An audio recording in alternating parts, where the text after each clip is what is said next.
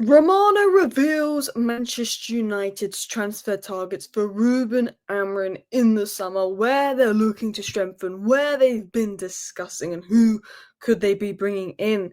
Now, it kind of shocks me that he's not put a right wing back down as a priority position, but we are being linked to right wing backs after missing out on Kenda.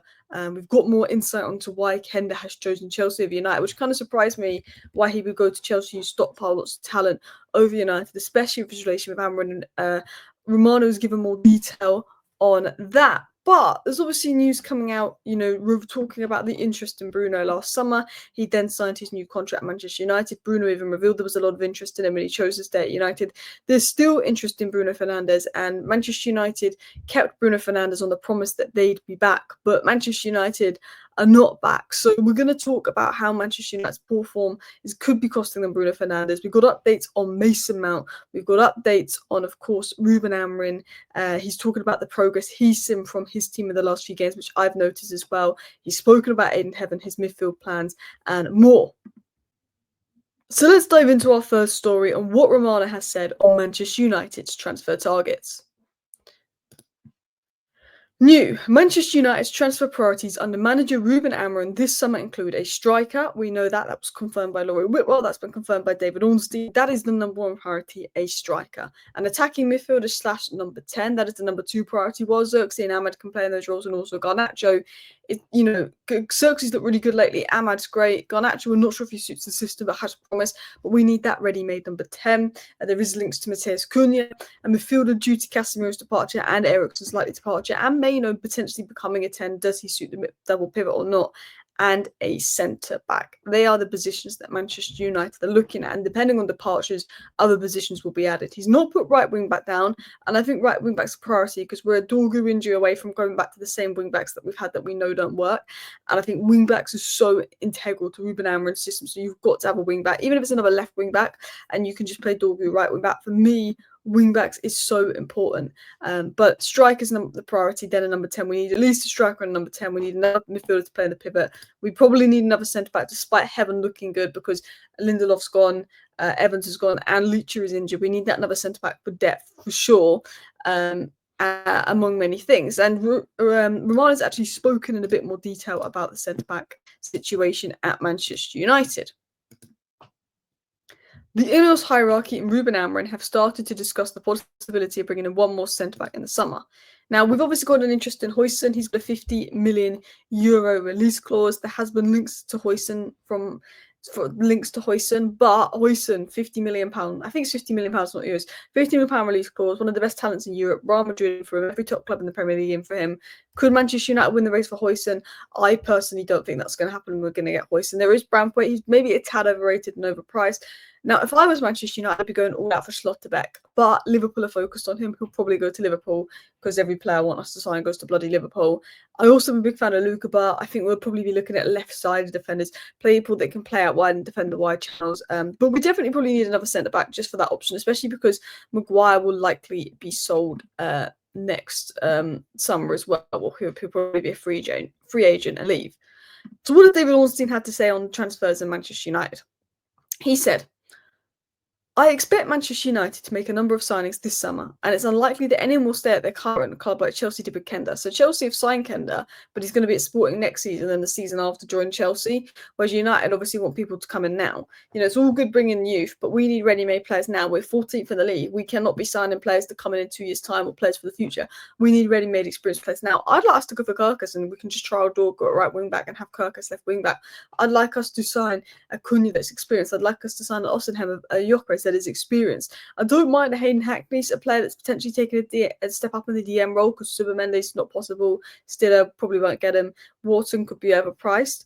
But I want those sort of ready-made players at Manchester United. And Ornstein said we're looking for players to come in this summer, not for the future. So what is the real reason why Kenda rejected Manchester United? Now, I believe the main reason was Manchester United could not compete with Chelsea and put that financial offer in due to PSR and everything else. George Mendes has a good relationship with Chelsea, but Romano was saying that Kenda preferred to be a pure winger in Maresca's system. He didn't want to be a wing-back at United. The problem is, and this is not me taking a dig at Kenda, he's a young lad and he's going to be pushed to make a move and make a move ASAP because the agent will want the fee. But how do you know Maresca's going to be at Chelsea in a year and a half when you join Chelsea, and then you might have to be a wing back? And I also think you did really well under Amorim. Chelsea have stockpiled wingers and talents. While Chelsea have come in for you and shown the interest and can get you now, and Man United can't. And if you want Man United, you're going to have to wait even longer, and we might not get you. So I guess you want to get that move to Chelsea in the bag and prepared. Like, I do look at it and I think, you've spoken to Maresca and you want to do this, and this is part of Maresca's system, but you don't know Maresca's going to be there in a year or so. So to agree to something a good year and a half ahead, I think is pretty mad, whereas you could have gone to United straight away. But look, not being salty, but it's my general opinion on the situation is that. So let's discuss this Bruno interest. Fabrizio Romano revealed on his YouTube channel tonight this. Before the UCL final, PSG asked to be kept informed of the situation of Bruno Fernandes. He also got offers from Saudi Arabia as well. We also do know that Bayern Munich had a little bit of interest in Bruno Fernandes. Barcelona have in the past. Now, what we know from past reports, not from Romano, was that PSG are not the only top club who had an interest in Bruno Fernandes. Many others have and are expected to show interest again this summer. Bruno could be tempted to leave United for a better side. There is a lot of top clubs out there that might test the waters for Bruno Fernandes this summer because he's older. Despite him being so unreal, they think they can get him for a good price because of his fitness levels. He's still in a good condition.